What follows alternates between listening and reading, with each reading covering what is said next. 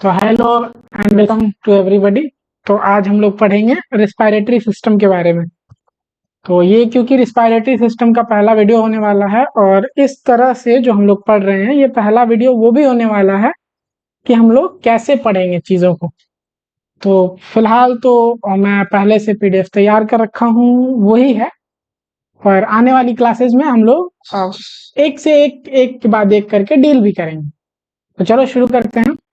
तो पहला हेडिंग है रिस्पायरेटरी सिस्टम, जो कि आपको दिख रहा है यहाँ पे रिस्पायरेटरी सिस्टम।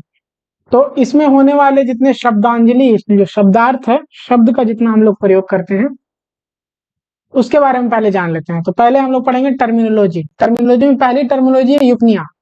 यूपनिया बोलते हैं नॉर्मल रिस्पायरेटरी रेट और रिदम को। जैसे आप नॉर्मल जो सांसें ले रहे हैं अंदर और बाहर, फिर अंदर और फिर बाहर, ठीक है। तो नॉर्मल रेस्पिरेटरी रेट और रिदम को बोलते हैं इप्निया। इप्निया PNEA, इप्निया जहां रहेगा PNEA उसका मतलब रेस्पिरेटरी रेट से। रिदम, रिदम बोलते हैं इंटरवल बिटवीन रेस्पिरेशन। रिदम मतलब आपका सांस लेने का रिदम क्या है, ये इस चीज पे डिसाइड होगा कि आप दो सांसों के बीच कितना गैप रखते हैं। इप्निया मतलब नॉर्मल रेस्पिरेशन रेट, और नॉर्मल रेस्पिरेशन रेट एक वयस्क आदमी का होता है 12 से 24 ब्रीथ पर मिनट, ठीक है। टैकिप्निया बोलते हैं अगर रेस्पिरेशन रेट बढ़ जाता है किसी हिसाब से तो वो टैकिप्निया हो गया। टैकिप्निया मतलब अगर रेस्पिरेशन रेट 24 से ऊपर चला जाता है पर मिनट तो हो गया टैकिप्निया। और ब्रैडी का मतलब होता है कम हो जाना। तो अगर रेस्पिरेशन रेट लोअर लिमिट यानी 12 से नीचे चला गया तो वो हो गया ब्रैडिप्निया। 12 से 24 जो है ये ब्रीथ पर मिनट की रेंज है। अगर एग्जैक्ट पूछा जाए कि नहीं इस रेंज में भी ये बहुत बड़ी रेंज हो गई, कोई छोटी रेंज बताइए, तो आपने जवाब देना है कि 16 से 20 पर मिनट ये नॉर्मल रेस्पिरेशन की रेंज होती है, ठीक है। आगे बढ़ते हैं।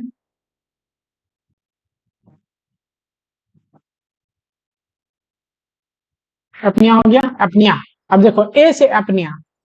यूपनिया मतलब होता था नॉर्मल रेस्पिरेशन, अपनिया लग जाए तो टेम्पोररी स्टॉप ऑफ रेस्पिरेशन।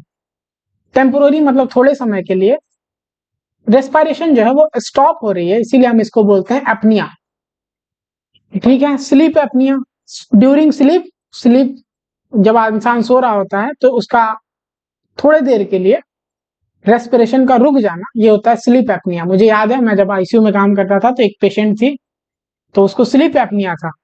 तो जब भी हम लोग उसके आसपास होते थे वो सोती थी, सोते सोते उसका ऑक्सीजन का लेवल जो होता है SpO2 नीचे जाने लगता था।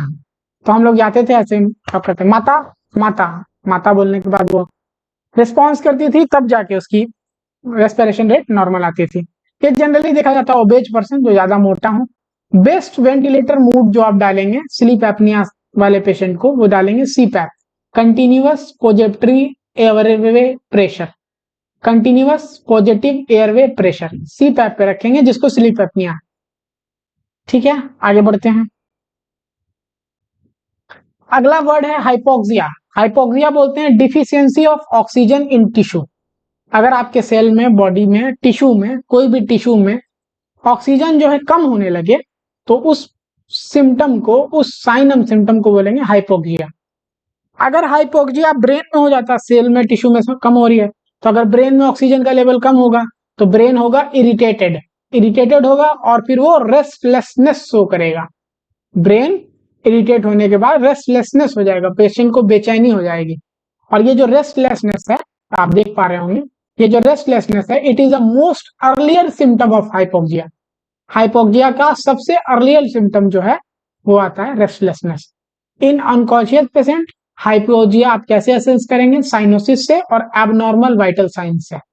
साइनोसिस और एबनॉर्मल वाइटल साइन से आप अनकॉन्शियस पेशेंट में असेस करेंगे कि हाइपोक्सिया हुआ है।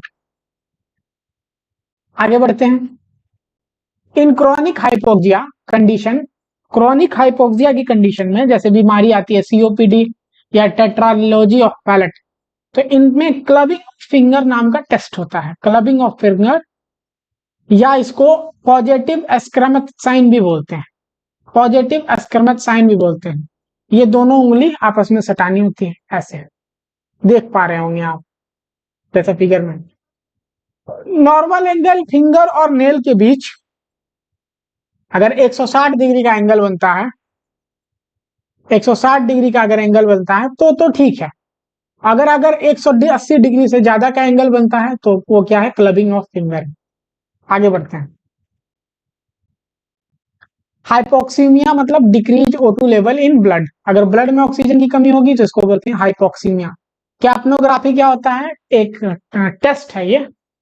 ईटी ईटी ट्यूब में CO2 लेवल असेस करना। CO2 का लेवल कितना होना चाहिए, नॉर्मल होता है 35 से 45 ग्राम। ईटी ट्यूब से मॉनिटर कनेक्ट होती है पीएमओ लाइन की चलती। और ये मोस्ट अर्लीस्ट और कंफर्मेटिव टेस्ट है इंट्यूबेशन असेस करने के लिए। इंट्यूबेशन असेस करने के लिए जो बेस्ट और कंफर्मेटिव टेस्ट है वो है कैप्नोग्राफी। आगे चलते हैं।